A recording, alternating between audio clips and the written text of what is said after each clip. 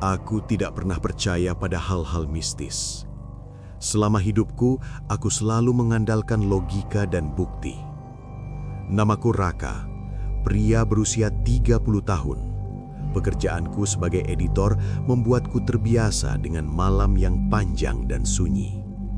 Namun, pengalaman yang akan kuceritakan ini membuatku mempertanyakan semua yang kuketahui tentang dunia nyata. Semua dimulai ketika aku menerima surat dari pengacara nenekku. Nenekku yang meninggal setahun sebelumnya meninggalkan rumah tua keluarga kami di pinggiran kota. Rumah itu sudah kosong lama, berdebu, dan kesannya seperti tersimpan jutaan rahasia. Aku, sebagai satu-satunya pewaris, memutuskan untuk pindah sementara, menata dokumen dan barang peninggalan nenek. Rumah itu terlihat biasa di siang hari. Bangunan tua bergaya kolonial, dinding kayu berlapis cat pudar, lantai berderit, dan perabotan berdebu. Namun, ada satu kamar yang selalu membuatku merinding. Kamar nenekku di lantai atas. Kamar itu terasa berat, seperti menyimpan energi yang tidak pernah padam. Lampu siang yang masuk melalui jendela berkaca buram memantulkan bayangan aneh di lantai, seolah menyimpan kehidupan sendiri. Saat membersihkan kamar, mataku tertumpuk pada sebuah benda kecil di sudut. Boneka tua, lusuh, dengan rambut kusut dan mata kaca yang tampak menatapku tajam. Aku tidak pernah ingat nenek memiliki boneka seperti itu. Meski begitu, aku menempatkannya di rak dekat jendela dan melanjutkan beres-beres kamar. Hari pertama berlalu tanpa kejadian aneh. Namun, malam ketujuh, saat aku tidur sendirian, suasana mulai berubah. Angin malam membawa suara lirih dari luar. Pintu berderit dan lantai kayu terdengar seperti diinjak kaki kecil. Sekitar pukul 1 pagi, aku mendengar suara tawa anak-anak, ringan tapi menyerankan karena jelas tidak ada tetangga yang punya anak. Aku bangun, menyalakan lampu, dan berjalan mengelilingi rumah. Tidak ada siapapun, tapi suara itu terdengar semakin dekat, seperti memanggil dari kamar nenekku. Dengan nafas tertahan, aku naik ke lantai atas. Pintu kamar nenekku terbuka sedikit. Aku mendorongnya perlahan, dan pandanganku langsung tertuju pada boneka itu. Boneka yang tadi kusebut tidak berada di raknya. Sekarang, ia duduk di kursi dekat ranjang, seperti baru saja dipindahkan. Aku hampir tertawa, menganggap diriku terlalu tegang. Tapi suara tawa itu terdengar lagi, lebih dekat, lebih jelas. Aku bisa merasakan tatapan matanya menembus gelap. Sejak malam itu, boneka itu menunjukkan aktivitas aneh. Berpindah tempat sendiri, posisi tangannya berubah, bahkan kadang ia berada di lantai, menatapku diam-diam.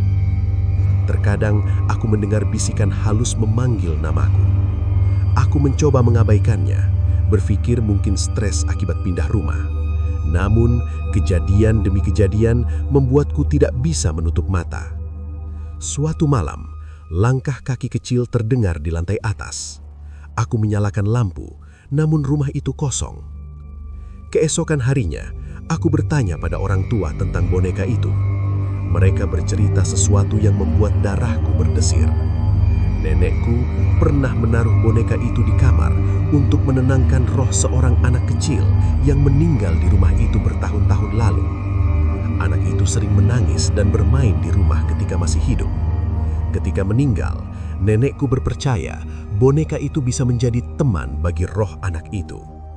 Aku tidak percaya, namun malam berikutnya membuktikan bahwa ada sesuatu yang lebih dari sekedar cerita. Aku bangun dari tidur karena mendengar suara tangisan lirih dan aroma melati yang memenuhi kamar. Boneka itu duduk di kursi dekat ranjang dan aku merasa ada tatapan hangat yang bukan sekedar kaca.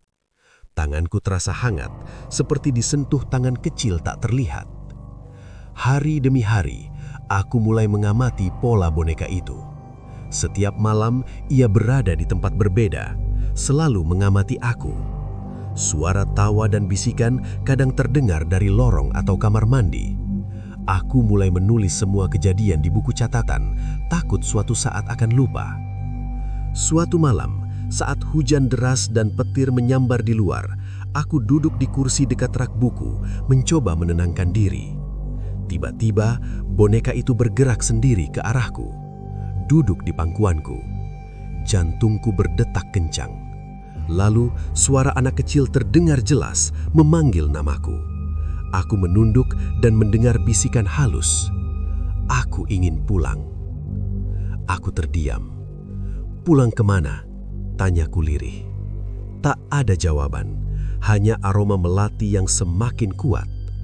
Aku merasa seolah tersedot ke dimensi lain. Kamar itu terasa memanjang, dinding berdenyut, dan bayangan anak kecil muncul di sudut ruangan. Aku menjerit, tapi suara itu tidak mempan.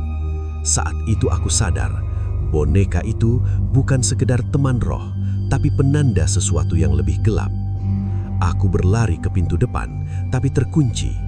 Lampu berkelip, dan bayangan anak kecil muncul di depanku. Lalu, tiba-tiba, ia tersenyum menakutkan dan berkata, "Sekarang giliranmu." Aku pingsan. Ketika aku sadar, aku berada di rumah sakit kota.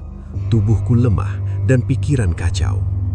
Orang tua menjelaskan bahwa tetangga menemukan aku tidak sadar di lantai, mulut berbusa dan tubuh menggigil. Mereka menyingkap bahwa boneka itu hilang dari kamar dan ditemukan di gudang belakang, duduk di atas kotak warni kuno. Beberapa minggu kemudian, aku menemukan surat lama nenekku tersembunyi di balik dinding kamar. Surat itu ditujukan kepada si pemilik boneka dan berisi pengakuan mengerikan. Boneka ini bukan hanya untuk menenangkan roh anak itu. Boneka ini adalah wadah bagi roh jahat yang ingin mencari tubuh baru. Selama ini, aku menahan roh itu di dalam boneka, tapi suatu saat ia akan mencari penggantiku. Aku menyadari semua bisikan, tawa, dan sentuhan hangat itu bukanlah anak kecil, tapi roh jahat yang menipu indraku, membuatku merasa nyaman hingga saat yang tepat ia coba mengambil alih tubuhku. Sejak itu, aku hidup dengan paranoia. Boneka itu kini aku sembunyikan di ruang bawah tanah, terkunci dalam kotak besi. Tapi aku selalu merasa tatapan matanya mengikuti aku kemanapun aku pergi. Suara tawa kadang terdengar di lorong rumah, terutama ketika aku sendirian.